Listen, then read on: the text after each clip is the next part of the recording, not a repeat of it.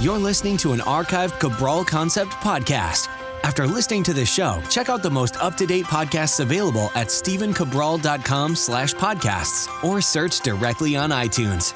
And now, welcome to the Cabral Concept, where board-certified naturopath and integrative health practitioner Dr. Stephen Cabral shares how he was diagnosed at the age of 17 with a life-altering illness and given no hope for recovery. It was only after studying and traveling all over the world did he discover how to combine ancient Ayurvedic healing practices with state-of-the-art naturopathic and functional medicine to fully rebalance the body and re-energize it with life. It's time to discover how to get well, lose weight, and finally feel alive again. And now, here's your host, Dr. Stephen Cabral. Thank you so much for joining me this weekend, where we go through all of our community's questions.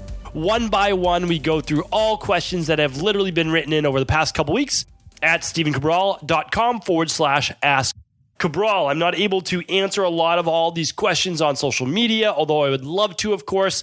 But, running a busy practice, trying to finish up my book, trying to do the podcast, all of these things, this is absolutely the best place, I believe, for me to kind of see all the questions come in and then be able to answer them for you on the weekends. Now, the other great thing is, and a lot of people have been joining, which is phenomenal, you can go to cabralsupportgroup.com. That is our private Facebook group. And you can ask your questions right there. You'll get them answered literally within 24 to 48 hours. And if my amazing health coaches do not have the answer to your question there, they send me a text message with a screenshot of your message, or they send me an email with it, and then I answer it, and then they reply back. So you're always going to get the answers. This is we're trying to do to what I call open source healthcare, just to try to give you back the answers that you need and be able to take control of that, whether it's through lab testing, nutritional supplements, good whole foods, exercise, better sleep, stress reduction, meditation, yoga, you name it. I mean, that's really what we're trying to do is share with people the ability and the understanding, and then also I would say, the hope that they can get better. And that's really what it's all about. Because if you don't have hope, well, then you're not going to take that first step. So believe that you can get well, believe that you can lose the weight, believe that you will live a nice long life. That's the first step. Because after that, I know that we can help you. So let's get right into our questions here today. Really looking forward to the show. And the first question is coming in from Cassidy. Cassidy's asking, "Hi, Dr. Brawl. I'm not sure whether you deal much in feminine health, but I always enjoy listening to your house calls and thought you may be able to help. I find that during sex, I typically don't produce much or any of my body's own natural lubrication, regardless of level of arousal. This dryness always leaves my vagina irritated, itchy, and sore for several days after sex. I mentioned it to my doctor, and she suggested using a lubricant gel. This does help, but I would like to get to the root cause of the issue. Not to mention, avoid all the synthetic chemicals in those lubricants. The odd thing is, I believe I produce normal to above average amounts of vaginal discharge during my day-to-day life. I can rule out any STDs as the cause, as I have been tested at my OBGYN visits. Any thoughts would be appreciated." Okay, Cassidy, happy to help. This is something that, of course, I deal with in my practice because, really, I would say as a naturopath, you're looking at everything, right? You're looking at the entire person. And this is one more symptom of what might be imbalanced in your body. So there's a couple things. All right. So you gave me some really good information, which is great. So I want to stay tuned. You're in your 20s. So here's the thing, that if you're producing normal to above normal lubrication or discharge during the day, we want to look at it. Is there any type of overgrowth, meaning bacterial overgrowth, candida overgrowth, anything like that? So I want to look at that. I would personally run an organic acids test to check that out, meaning that your body will actually start to produce more of the acidophilus-based or lactobacillus-based bacteria in the vaginal canal if the environment is not balanced, meaning that if the pH of the vagina is too alkaline, your body will work to make it more acidic. And it does that by actually creating more of this acid-based bacteria. And this is totally normal. Like, this is how female physiology is supposed to work. So that's not abnormal. But I would say the vaginal flora, which just means the bacteria in the vagina, is the same, or I shouldn't say the same, but it shares the same strains as that of the intestines. So we always want to make sure the intestinal flora is balanced and vice versa. So here are my recommendations. If you have normal production during the day, that would then lead me to believe what's going on when it's time for you to have sex, that you're not getting as lubricated, right? So what I would say is this, is I would look just higher levels of stress. And again, I'm not working with you. I don't know you specifically. I want to just try to help in any way that I can. But one of the things when you're in more of the sympathetic nervous system, so like more of that stress, fight or flight, anxious, anything like that, you may not be producing as much lubrication. That's actually pretty normal. So I'd have to just look, again, I don't know you, I don't know the psychology, any of those things, but I want to be sensitive around this. So I want you to think about that, okay? That's one thing to look at because that's the first thing that came to my mind. And the second is just make sure you're not on any medications that may actually cause a drying-based effect. So there are medications such as blood pressure, there are medications such as PPIs, different things like that can actually affect you as well. So those are a couple things I'd look at. And then just for now, without, because I want you to run some lab tests or I want you to get to the root cause of this, is to use coconut oil. Coconut oil is a very nice natural lubricant that you could use instead of any type of gels. All right, so hopefully that at least gets you started. I wish I could do more, but again, not seeing you face to face, that's about as much as I can do.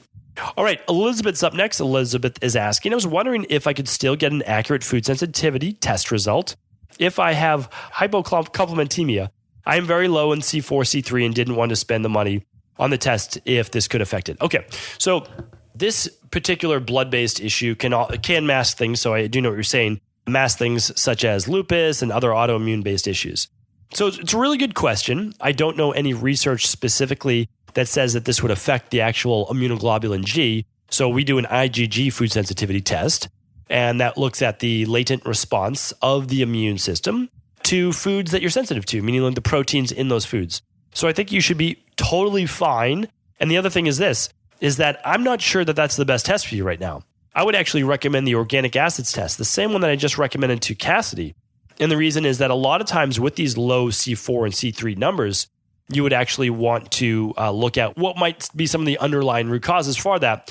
And I would look at the intestinal permeability, leaky gut, bacterial overgrowth, yeast overgrowth in the gut. So that would be my recommendation actually to you. So I know it wasn't the exact answer you wanted, but I actually think you'd be better served by doing that other lab test. All right. Hopefully that helps. Emily's up next. Emily is asking, Dear Dr. Cabral, first and foremost, thank you for all you and your staff have done to improve my and my family's health over the past year.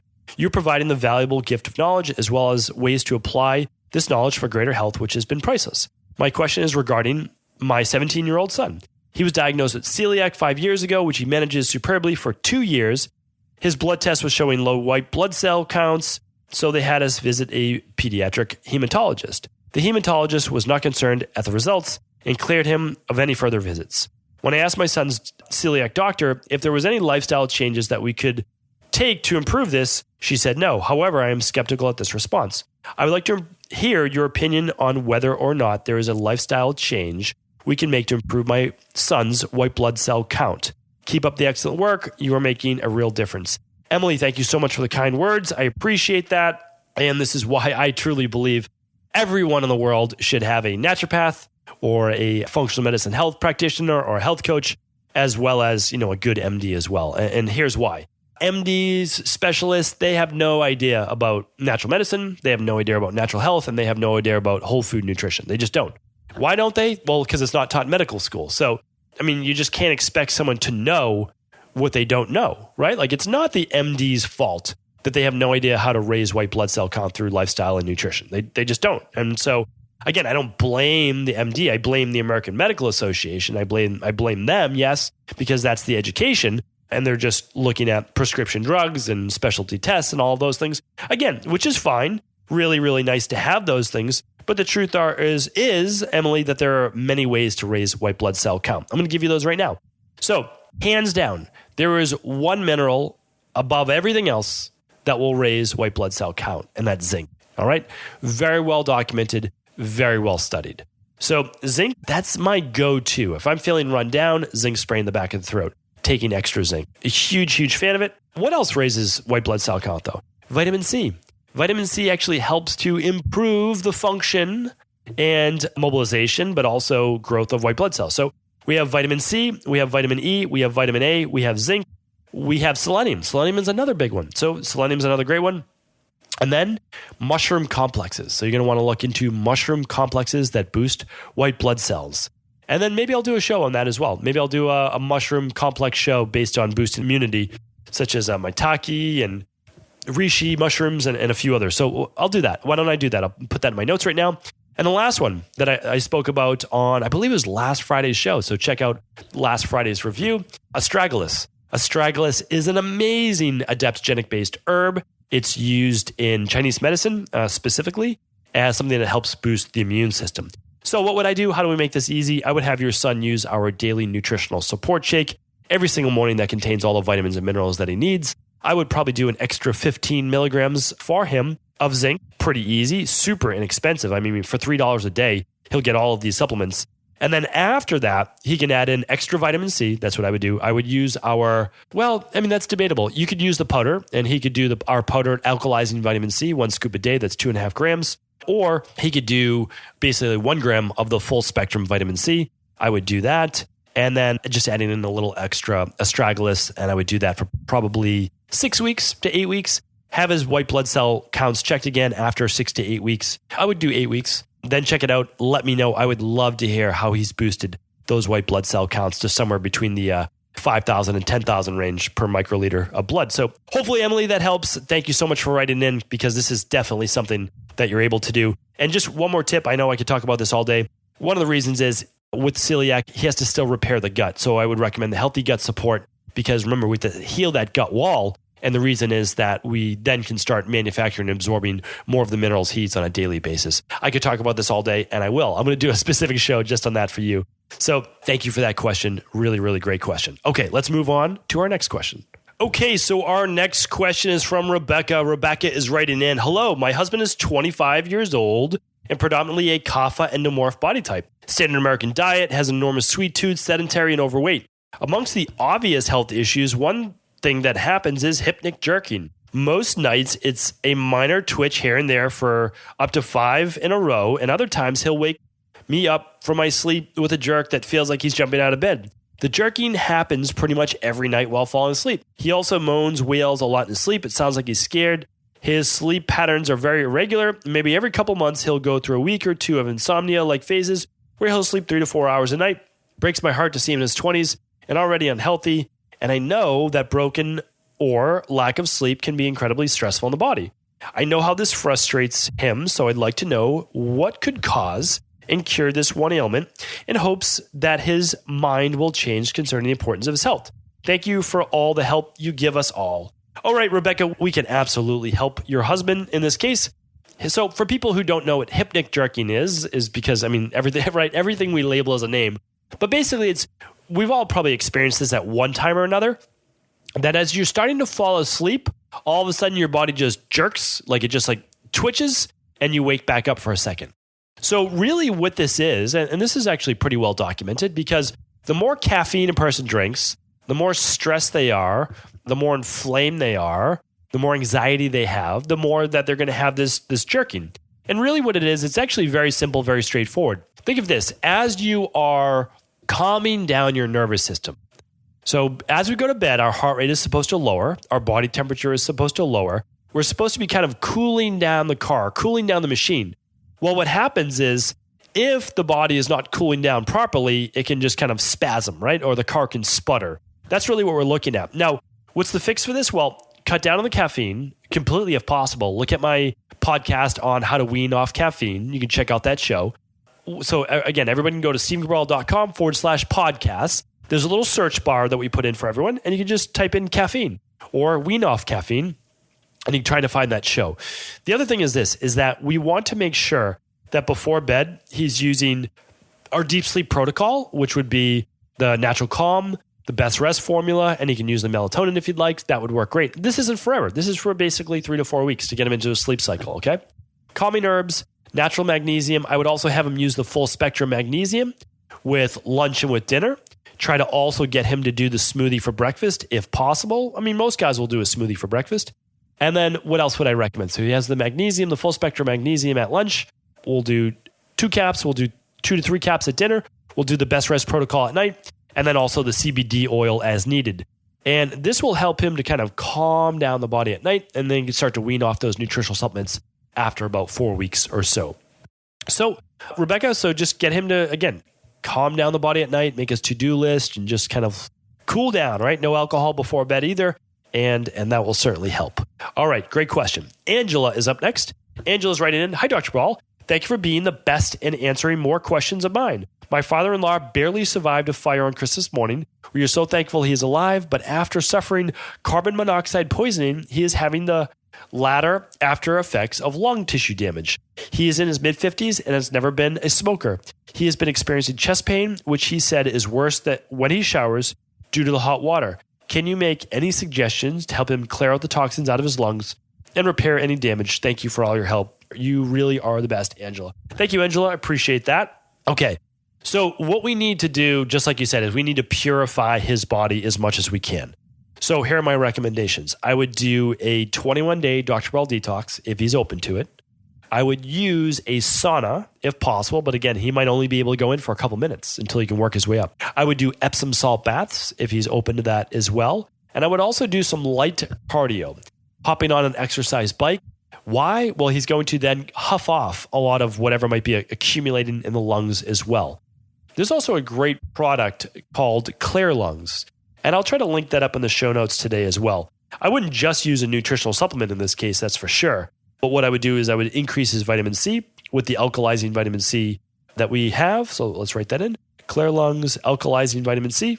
And then I would also do the 21-day Dr. Ball detox, the infrared sauna or just regular sauna, the Epsom salt baths to really just try to remove, like you said, the toxins from his body.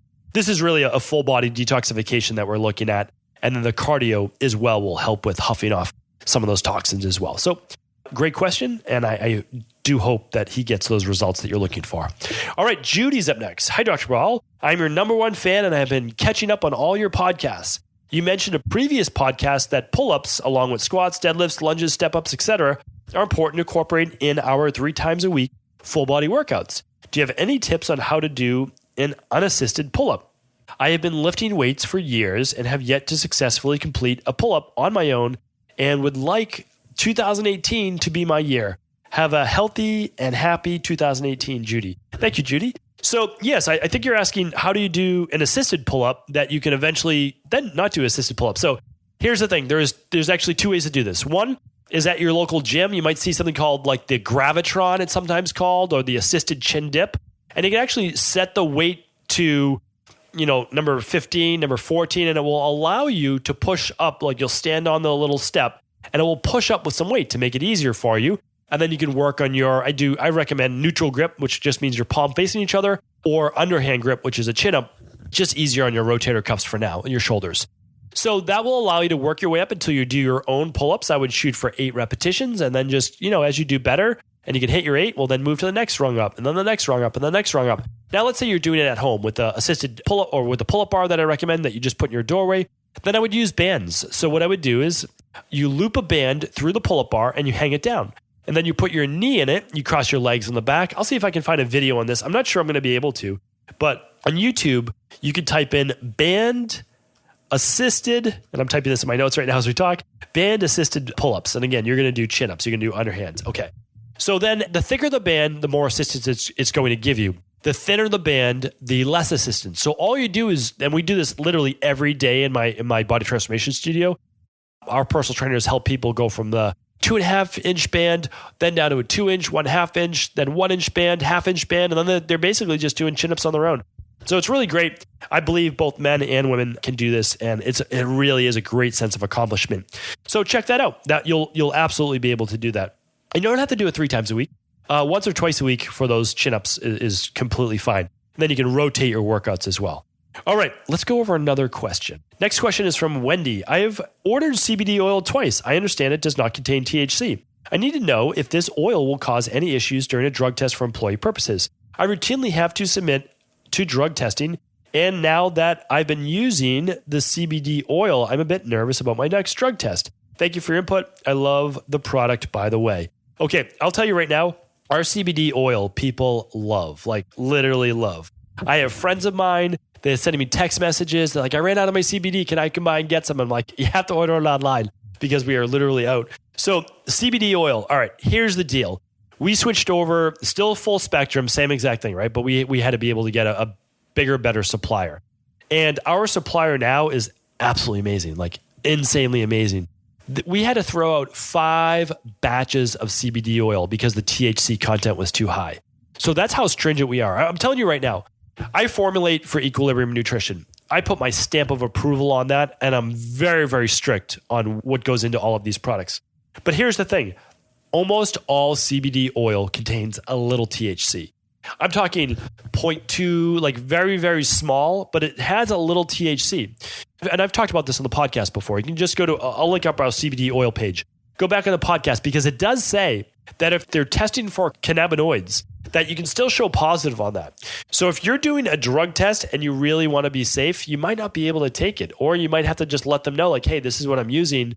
Is this okay? Because I don't want someone to lose their job because there's a tiny bit of THC, or it could show up for other things, within the cannabinoid family. Again, there's no psychoactive effects at all to CBD oil, none.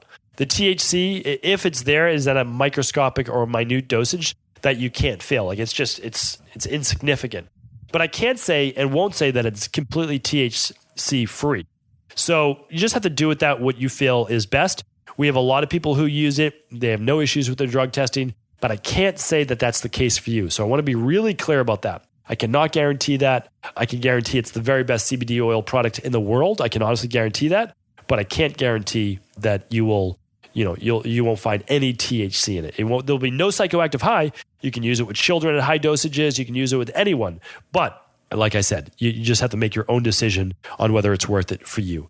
Okay. Let's do one more question real quick. One more question. All right. Julie's asking, hi there. Should I be concerned about stool that floats? My stool has floated since I can remember, and I'm now reading the plethora of issues that may potentially be associated.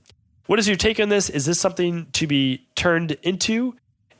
Any advice would be great. Thank you. Okay. So Julie, the typical rationale with stool that floats is that it's poor fat absorption. Poor fat absorption is typically the issue with stool that floats. So what I would say is this, is I would actually begin with a simple digestive enzyme. If you're on a keto based or anything like that, you might want to lower your fat temporarily. And what I would say is use the daily digestive enzyme. Use that with each meal. And I would then look to see if that helps. If it does, well, you know that it was most likely a digestive issue, because what happened was the digestive enzymes gives you back a enzyme called lipase, and lipase helps to digest fats. So hopefully this helps. That's what I would do at first. If it doesn't, and you look into that, I'm happy to help as well. Of course, you can run something like an organic acids test to look to see if there's gut-based issues, meaning an imbalance in the gut as well, where you're not able to break down the fats as properly. And usually those fats are broken down right in the first 10 inches of the small intestine, called the duodenum. That's where the bile is being released. So you want to make sure that your stool is not light in color, like a white color, because that could mean that your bile ducts are actually being blocked and you're not dropping the bile that you need to emulsify these fats. So we can work on that. We can actually improve stomach acid to then be able to prime that pump to drop more bile. So that's certainly helpful. You could do that, but a little ginger tea with a meal, a little bit of, I would say, a daily digestive enzyme. And I would love to hear back and just see, hey, did that work? Yes or no? You can actually just do a follow-up too at cabralsupportgroup.com. You can let us know right inside the support group. And we would love to hear from you. So thank you so much, everyone, for tuning into this Cabral House Call. Really appreciate each and every one of your listens, and can't wait to come back tomorrow for another community house call. Thank you so much. Hope you're enjoying your weekend. Ever wonder what the best sauna, blue blockers, sleep trackers, wake lights, salt lamps, or other health gadgets are? Or what about the top non-toxic mattresses, sheets, soaps, bath products, toothpaste, and cookware? Or would you like to know the cleanest choices for hemp parts, meal delivery services, supplements, and much more? I personally curated, researched, and now created a resource page of all of my top picks that continues to grow each week. These are the exact products I use in my own life, with my family, in my private practice, and they're the ones I trust. To find out all of my up-to-date recommendations and all the details, simply head on over to stephencabral.com/resources.